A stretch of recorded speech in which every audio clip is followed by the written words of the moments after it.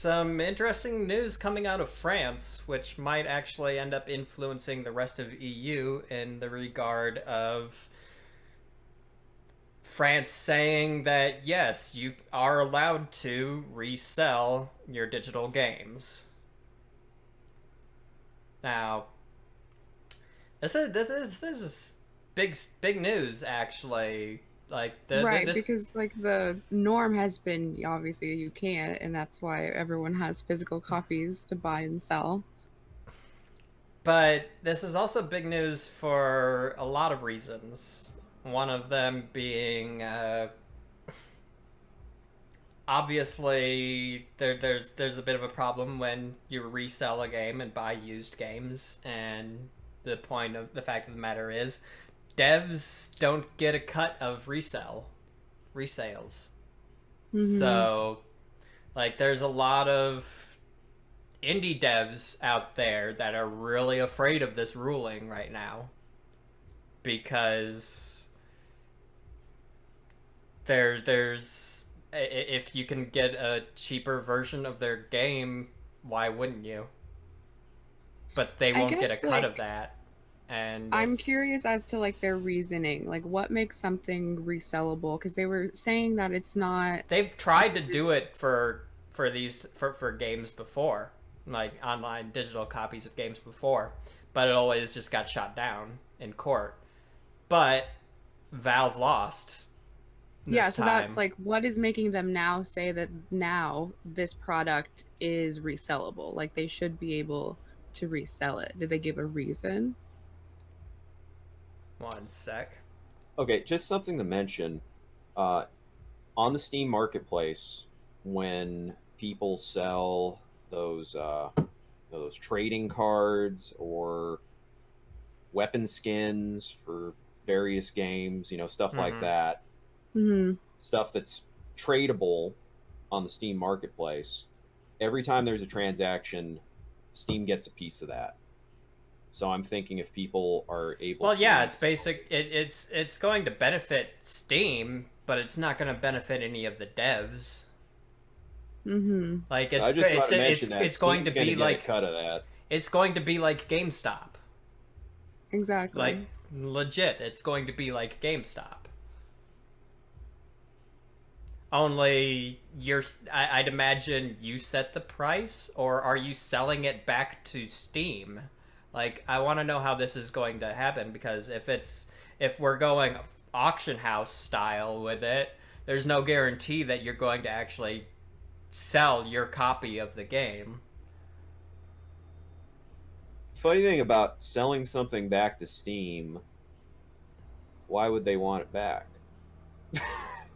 There'd have to be like some kind of Because for the legal same compulsory like law that you have to take it back. they'd want it back for the same reason GameStop rebuys games, and that's to sell it and get 100% of the revenue from it.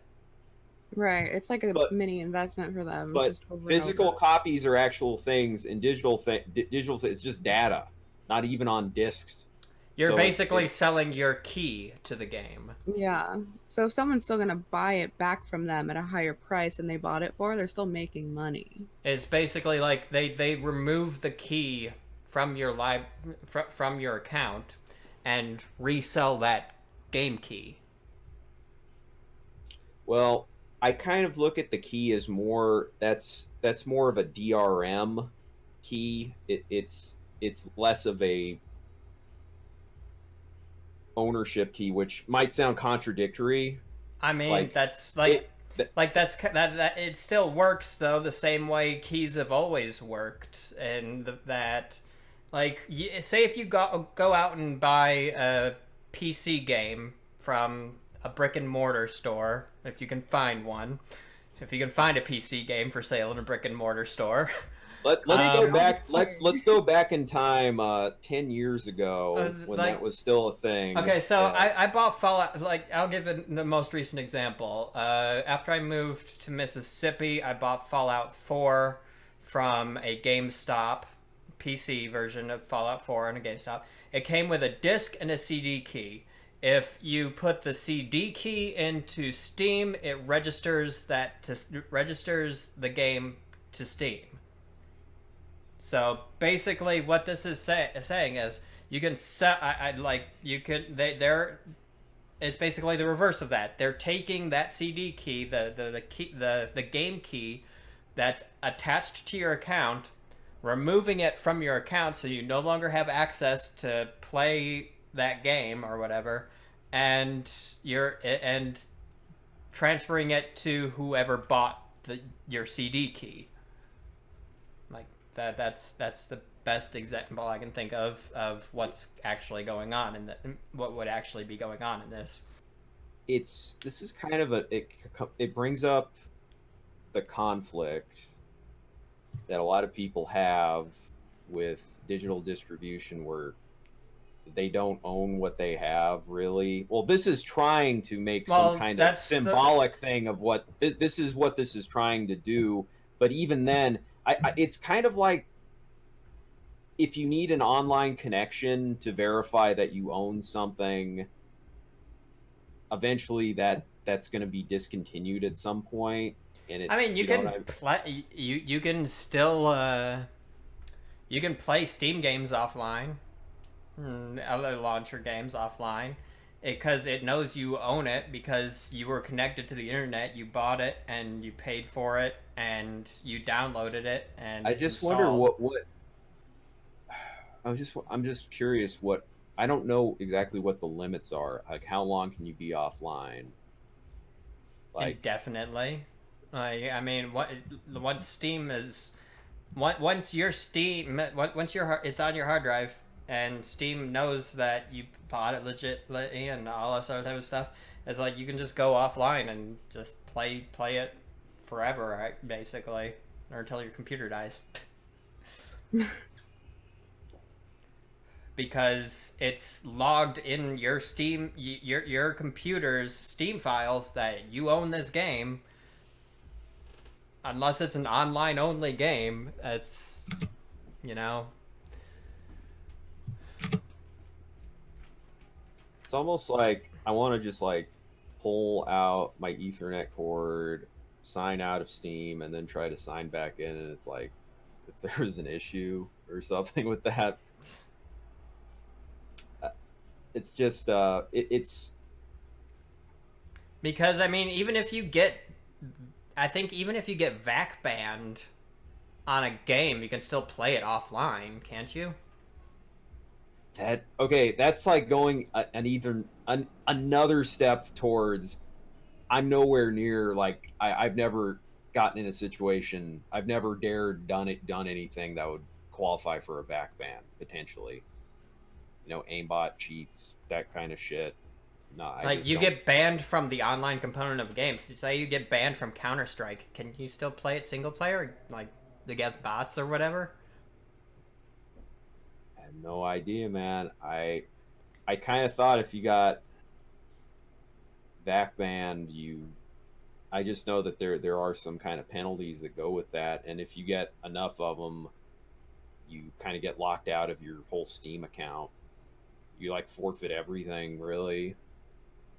So that's why I think people that have very few games on Steam, they have very, very few things invested onto their Steam account, and if most of them are free to play, they look like sketchy fucking accounts to me, man. Yeah. They look like they have a hidden agenda and shit.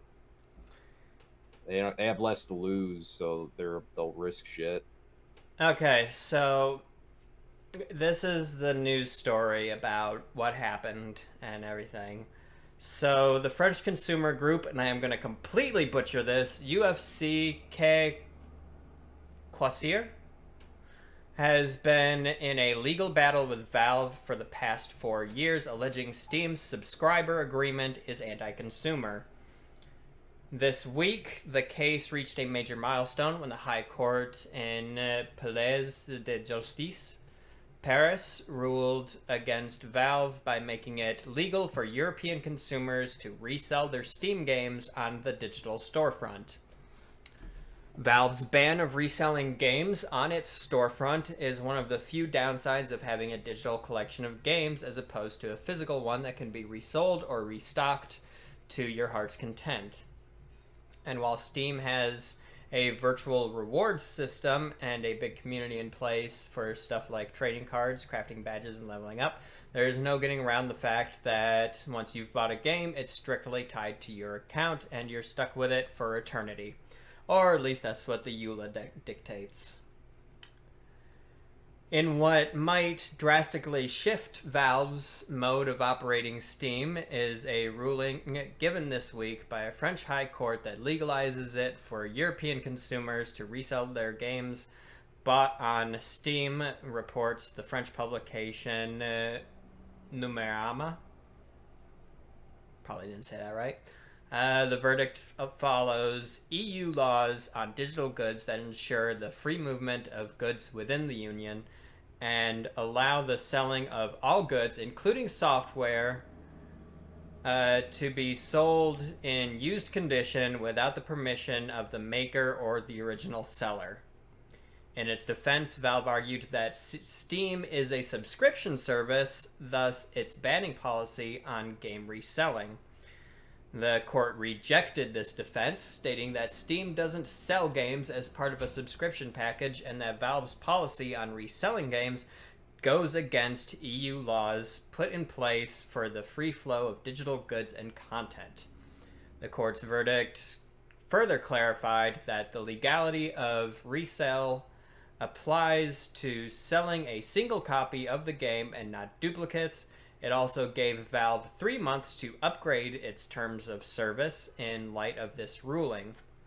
A Valve spokesperson told Polygon that the company plans to appeal this decision, saying, "We disagree with the decision of the Paris Court of First Instance and will appeal it," further adding, the decision will have no effect on Steam while the case is on appeal, hinting at a potential delay for the 3-month time period given to Valve for compliance.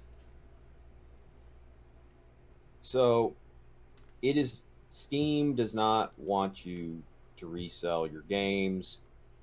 As far as selling the keys back to Steam, they don't fucking want that back. But if you can sell it to other people and there's like some kind of auction thing going on, I mean, that's whenever one of those transactions would happen, Steam would get a piece of it. Well, the whole reselling it back to Steam thing kind of makes sense because that means you're guaranteed to sell your copy, to get money for your copy of the game. Then Steam would just have to put a buy new for this much or buy used for this much button on store pages, you know? But digital games, used and new, are kind of like the same thing. There's no digital, there's like no new condition. Everything is like the same. See, this is where this but a lot of this doesn't make any sense. Yeah, I know, because there's no physical media to degrade, so everything's mint. Yeah. Everything's mint, man. Beyond mint. They could resell these keys for a lower price. Beyond Mint by Calvin Klein. Yes. They could resell these though for a lower price, thus coaxing gamers to buy the used version of the game and getting all the profits from that sale for themselves. Basically, if you think Steam taking 30% is bad, wait till you see them taking 100%. All right. So do you guys think that this ruling would ever come to the States? America? If it's upheld, there's a very good chance it will be. Because that was one of the first things I was thinking of, is it could be now like a new precedent and come over here. Like, because if they don't, they're gonna have to set it specifically to people that have their region set or live in the region of Europe. Mm-hmm. Like if this ruling is upheld, and well, this is only a French court too, like so. this might only affect France to start, but if the French, if the appeal gets denied and the ruling is upheld, it might transition into EU courts or EU law as well. So they might have to change it for the entire EU. And if they do that, they have a couple options. Like, if usually when it affects such a large region, they change it for everybody just to make things easier and more universal. Yeah. Because say this does get upheld and somebody from the EU moves to the US, and then say there's features on EU Steam that's not on American Steam, and they're like, hey, why can't we do this and stuff like that. Yeah. Interesting. So I'd imagine that there's a high probability of it crossing over to other regions if the ruling is upheld, but we'll see. We'll just have to wait and see. We will see. Okay, moving on to so World of Warcraft Classic launched recently, and I'm sure you've noticed, like, a whole bunch of Twitch streamers and YouTubers have been like talking about it, streaming it, and posting videos of it and stuff like that. It was DDoSed. For those of you who don't know, DDoS is dedicated denial of service attack, and it is very highly illegal, and it is actually considered electronic terrorism. So, like, if you do this, you better hope you don't get caught. Well, you're probably gonna get caught. Yeah, you're like, actually, the funny thing is, the person who did it was tracked down by the WoW community before the FBI was able to find them. Oh my god. Like, yeah, people were pissed. Like, wow. they were able to find them before the FBI and police were able to find them. But and within a few days after the WoW community found him, he has been arrested. And whether the individual was the same person who went by UK Drillus on Twitter, who originally took credit for the attacks. On September 7th, when players first started complaining of server issues, UK Drillus would tweet out 30-minute warnings before another wave of attacks. Oh, he was bragging about it. Would make logging into WoW Classic nearly impossible on many servers. Shortly after, that Twitter account was deleted. It was incredibly stupid. There's Twitter accounts that are fuck UK Drillus. Still, it's an incredibly stupid way to get yourself arrested. In both the US and Europe, DDoS attacks are considered federal crimes that can lead to prison sentence of several years. The UK is especially harsh with a maximum sentence of 10 years. Yeah, I'm wondering if he's somebody who used to play World of Warcraft a long time ago, or if he's just somebody who's... People just like trolling Blizzard. Like, Blizzard gets DDoSed a lot. Like, a lot.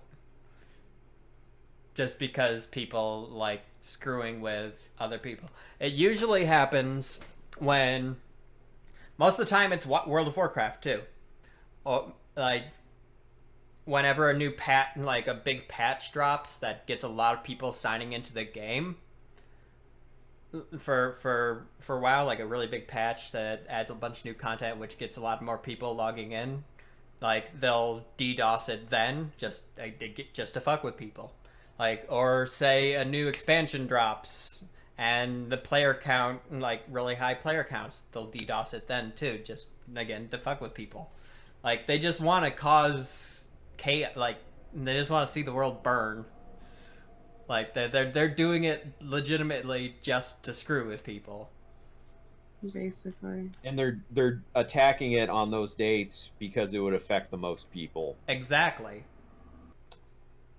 Okay, so moving on to changes to E3 this upcoming year. Okay, that's my segment here. Okay, so the ESA has proposed some changes for E3 next year, 2020. Okay, so we're expecting E3 2020 to be something significant next year, for better or worse. Hopefully Historically, better. yeah. Historically speaking, E3's months E3's months before generational video game console launches are the most critical, setting the pace for renewed engagement for the next 5 to 10 years. Really, it's like renewing wedding vows.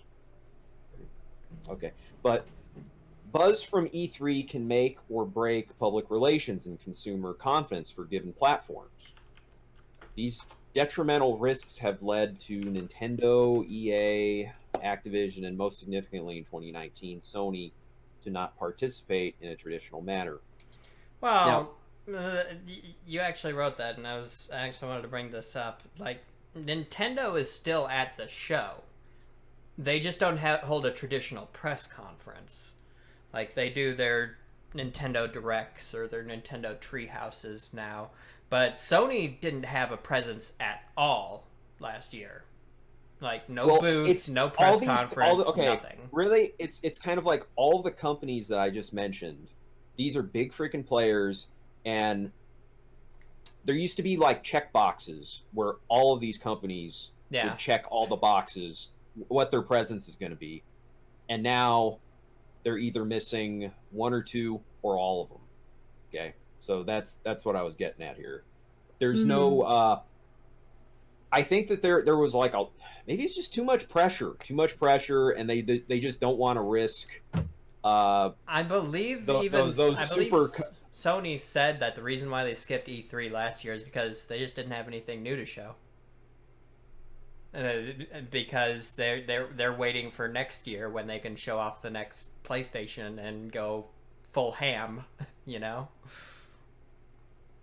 Yeah, I mean, Sony has just gone silent. They've been dead, essentially. As you know, people say if you don't upload a video to YouTube, like after a month, your channel's dead or something. It's like Sony has kind of been like that in a lot of ways. I did hear though that there will be a state of play next month, or it's either next month or the end of this month. I did a piece about speculation about this. They're supposed. There was. It was something that came from 4chan, of course. So all the salt in the world, take that. But it was like. Well, no, but we actually know that there's going to be a state of play now. There was an update to that later. Because the rumor a couple weeks ago was, first week in November, there was supposed to be something. See. That was the first so this thing that was kind of leaked from that thing weeks ago. Yeah, this was announced yesterday, and a new episode of State of Play airs Tuesday at 1 p.m. Pacific time. So this Tuesday. Yes. Wow. And Last of Us 2 has been confirmed to be a part of that event next week. All right, they're moving shit up then from what that other leak was. I'm glad we looked into it. It sounded like shit wasn't going to happen until November, but okay. So yeah, it is technically the end of this month because this Tuesday, September 24th. That's good. That's good news that Sony's actually doing something sooner than later. Out of the corners. A lot sooner than we expected from previous speculation. Yes, very nice. Okay, now EA and Activision are titan publishers that have drawn the ire of many gamers not born yesterday, pushing the limits of microtransactions and unscrupulous monetizations. They want to keep straddling that edge of outrage to fatten the company bottom line. So for them to best continue business as usual, it might be better to tamp down expectations in some ways, like the way that they're... I'll get into this a little later, but it's like everything has to be canned and fixed for an AstroTurf positive reaction from a live audience, or it's not worth the risk. Like I would compare that to at the Bethesda conference, people cheering for like the worst fucking things ever. Like, what the hell? It was just totally canned, fake AstroTurf, all that. Okay, now Nintendo has been doing their own thing for years now with their direct streams to avoid comparison with the competition. It's paid off. The withdrawal of Sony, another Japanese platform leader, must have been the last straw to force reform from the ESA, which has been addressed this week. So I kind of think even Sony choosing not to show up because they didn't really have anything to show up with, them withdrawing, I think that might be related to the ESA trying to reform what E3 is, what the experience is. Right? Could be related to that. There's a lot of people saying that this is actually the result of Sony pulling out, not the cause of Sony pulling out. I mean, I feel like something had to give though at some point, because it's just changing. It's getting almost too big now that they're letting the public in. So it's like you kind of have to at some point like reformat it a little bit. And I think that they're taking the necessary steps to do it, but will they properly execute it? I don't know. Okay, so the goal of next year's E3, according to the ESA pitch, or un-ESA pitch, is for it to be a fan, media, and influencer festival. We're talking more celebrities making appearances to promote and potentially compete in video game exhibitions, with attendees being spectators. That's what they're talking about. They could be Apparently totally changing. The ESA board has actually voted against paying people to come to exhibitions and stuff, exhibition games and stuff like that. You know, the thing is, they say that, but through some kind of subcontracting, there can be like some kind of buffer in between where these guys are getting paid. Like, they're not directly paying the fucking people to come, but there could be like some kind of buffer where they can say like, oh, we're not paying the celebrities, but really we're paying some other third party that, you know, brokers the fucking guys to come out. I mean, yeah, I kind of see what you're saying. Like, they could be like, this celebrity is getting paid to promote X game. That's their business deal. Like, we ourselves are not paying them to come. They're just coming for the game. But, well, like, I mean, that's what CDPR and Microsoft did with Keanu Reeves this last time. So but I think that's like their goal, is like they're trying to make it more like that because it got such buzz, like that it blew up. Yeah. Keanu Reeves promoting Cyberpunk 2077 produced some of the most significant buzz at E3 this year. Would getting YouTube personalities to play against film, television, and recording. Well, see, that's the thing, though. Like, he was there because he was involved in the actual game. Like, why would other celebrities be there unless they're actually involved in the game? Like, I can see maybe Norman Reedus coming, or Mads Mikkelsen coming to the next E3 or something if it's Death Stranding related. Mm-hmm. But unless they're actually involved in a game that's being promoted or something at E3, there's really no reason for celebrities to come to E3. Right. Well, I'll tell you, this is what they're discussing though, and people are saying like, "Oh, is this them selling out? Is this them selling out even more?" No, because if they were selling out, they'd put up like 100,000 gamer tickets compared to the 10,000 more that they're going to be putting up for the next E3. Like, if we're talking just pure like attendance wise, E3 has the lowest attendance of any gaming convention out there because it's mainly just industry only, like journalists, the developers, the publishers, and that type of stuff. Just recently they started opening to some gamers, but like if we start talking the same numbers as like PAX or Gamescom or TGS and stuff like that, we're talking about the hundreds of thousands, like to the point where I think Gamescom was like 299,000 people were at Gamescom this last year, like almost 300,000 people. Meanwhile, E3 has like 60,000 people. Yeah, More or I mean, I less. just like, again, it goes back to like their setup, and I know they had discussed doing like apps and stuff, and they had just started doing this like I think 2 years ago. So that way you're not like, you will spend one day just waiting in line to play one game. So it's like, even though you don't have as many people as like these other conventions, for what it is and what you're going for, it's not efficient, I guess. But they're making it more efficient, isn't that right, Ed? Hopefully. Yeah, yeah, I'll get into that in a bit. There is some talk about having an app that I guess Disneyland has been using this kind of model to organize people to have windows to reserve to get on the rides instead of standing in line for Space Mountain for fucking 3 hours or whatever the fuck it is. Keep hearing about. Space Mountain at Disneyland. I haven't been to Disneyland in a long time. I talk about this that I haven't. But I hear people talking about Space Mountain like it's fucking Dorsia and American Psycho. Okay, everyone's always talking about Space Mountain, but maybe no one actually goes to Space Mountain because the line's too fucking long or something. Everyone's always talking about I mean, I Dorsia, think they do Dorsia, for and sure. yeah. It's just kind of like that. People talk about Space Mountain almost because the line is so long. It's that good. It's that We went like we good. we went to Disneyland.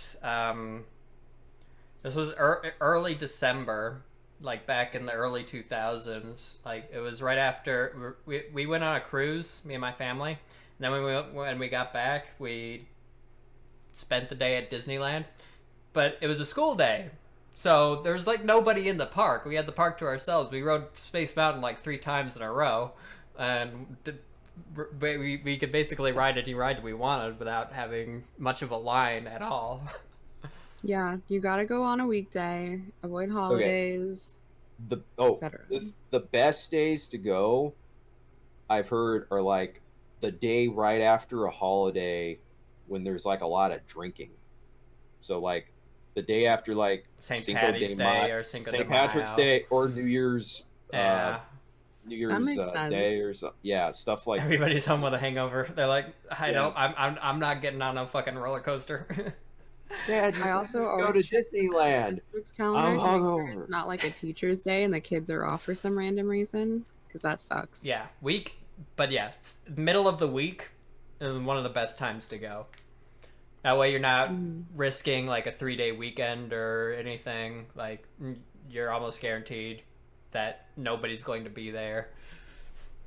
Okay, so Yeah. this going back to some of these changes to E3, this is an example in these what would you call them?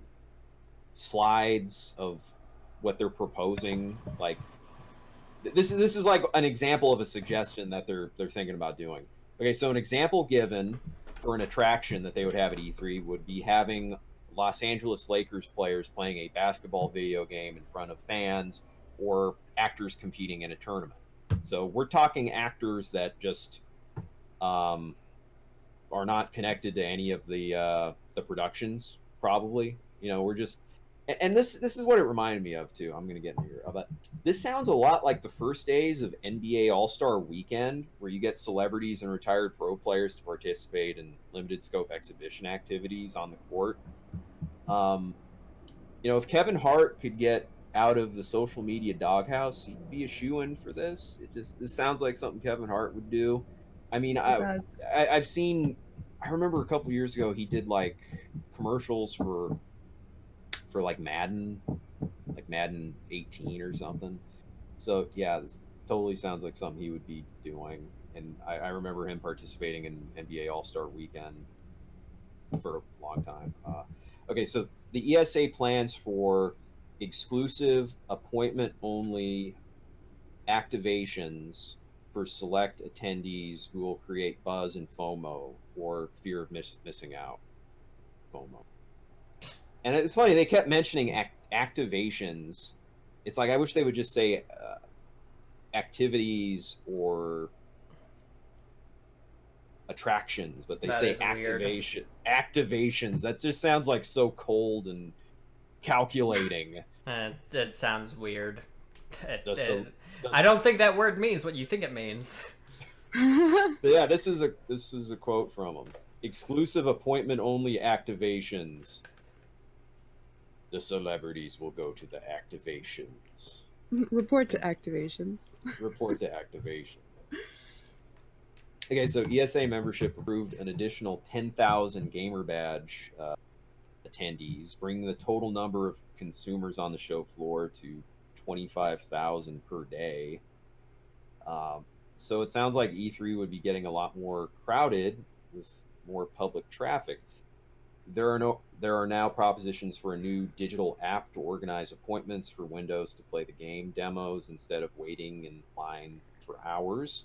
Mm-hmm. What took so long? If the technology's there, what took so freaking long? Even after implementing these measures to cut down on line loitering, they would still exist to some extent, though. So while people are waiting in lines, people would There's be probably you like if you have the app, I'd imagine there's like a 5-minute warning, like your demo's coming up. Get in line. The chaos for trying to register though was like nuts 2 years ago, and then like so everyone floods it and it crashes. I hear that it's very similar to San Diego Comic-Con, actually. Oh, I'm sure. Ash, have you been to an event where they were using these kind of apps?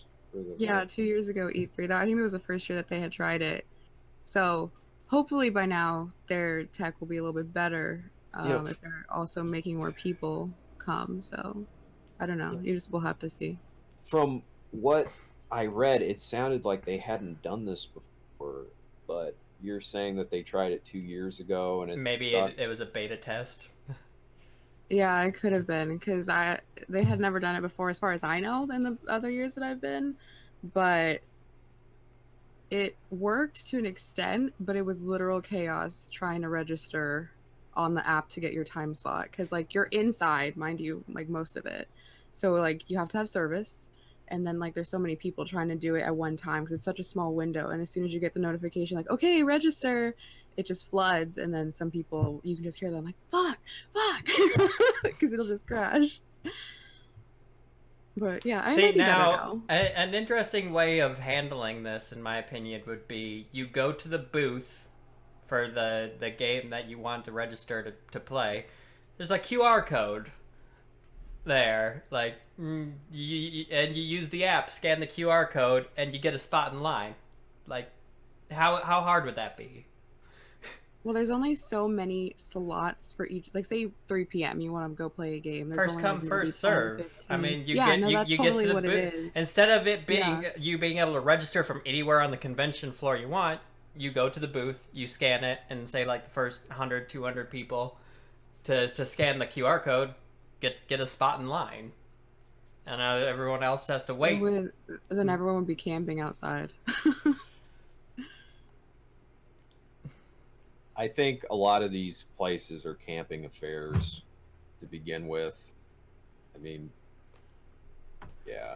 It's a little odd, like for sure. Like I think it's cool to walk around, you get to see things, but like I've thought about it and I'm like, I'm literally gonna play this in a few months. Like I don't know what I'm doing. I'm wasting my time. I don't know. But Okay. So while It's waiting all in about line, getting the to experience it before everybody else. yeah, That's it's like all the it bragging is. rights of like I played it, but then it's like if I've played said game previously, like testing it, like I don't need to play it again. I don't know. So it's just. But for for people in a position such as us, getting that firsthand experience and stuff is usually good because then we can give like first impressions and Oh stuff yeah, like no, that. that's definitely true. Yeah, for that reason. okay, so while waiting in lines, people could be in for what they're coining these ESA marketing geniuses. They're calling it Q-tainment. Oh my god.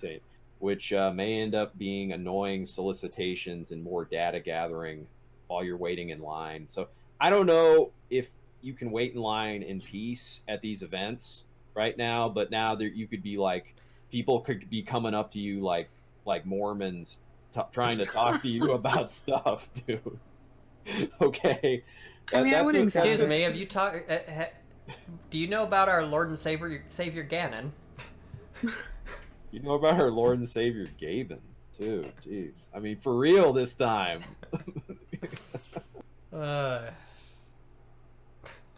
Okay, so as okay, so as long as people are having a good time and people aren't getting doxxed later after giving them your information or any more, it should be good. Let's hope they're not too annoying, but cutainment. Nice. Okay, so a traditional trade show isn't supposed to be a public affair. These adjustments to E3 would be stepping closer to larger populated gaming conventions like Gamescom, where off the street attendees are prioritized. Okay. Now, what I like about E3 is a tradition of mic dropping announcements with some cringy blunders here and there. That's what I like about E3. Seeing winners and losers. I thankfully, hate the cringe level has been toned down significantly over the last decade. I hate seeing E3 summary videos, and it's like the dude in the video is like, "Who won E3? We all won E3," and it's like, shut the fuck up. God, man, there's always winners and losers coming out of E3, and somebody who just said, "We the gamers won E3." That's like the lamest freaking like milk toast fucking thing you could. It's while that is true, however, the loser's always going to be EA. Yeah, They've lost E3 like the last 5 years running. And they're self-aware. That's why they like almost always go first. If they have a choice, they go first because they don't want to go after. They got to be the opener that like the early birds are gonna miss. Okay, man, that's what That's true. That's what EA is. Like they don't they're gonna get a worse reaction if they came on after some serious shit dropped. Because if you remember, EA used to be on Tuesday. Like EA was after like Sony and Nintendo.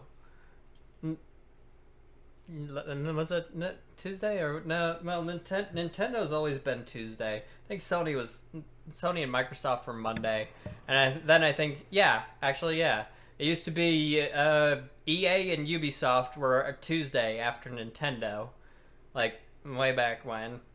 And then EA realized, our games are kind of shit. We should probably go before everybody else so that we have a chance to like get some people paying attention. We have a presence, but we're not being outshined by anything if we go first. Because everybody's already talking about all the other stuff by the time their show came around.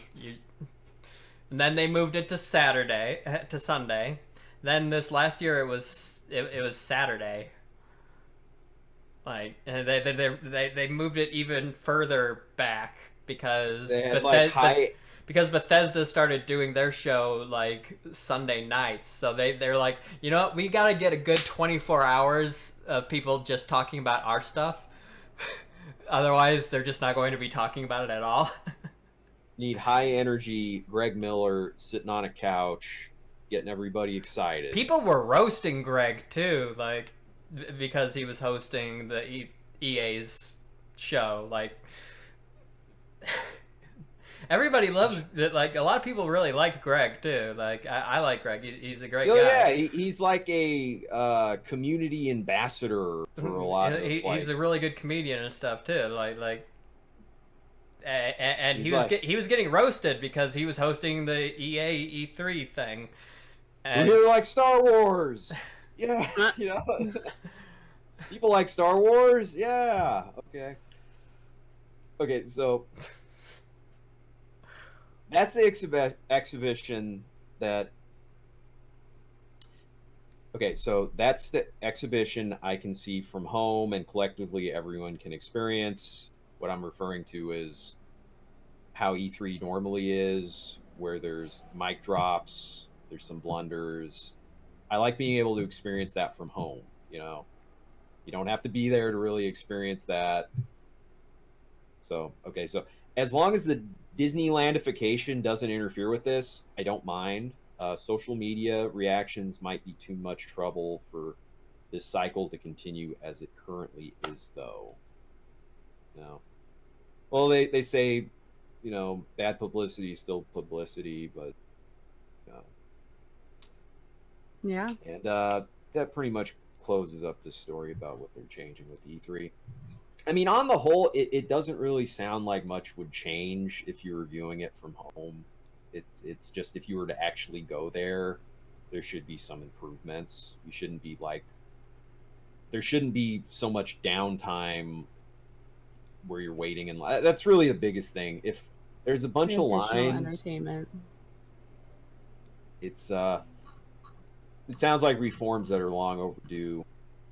You know, if they could just allow people, you know, it's like we need that 5G internet, right? So people don't, I mean, so people can actually use their fucking phones when they're like at these packed in crowded conventions. It's like, Well, you can't. it would help if they actually had service at all inside these convention centers most of the time. Right.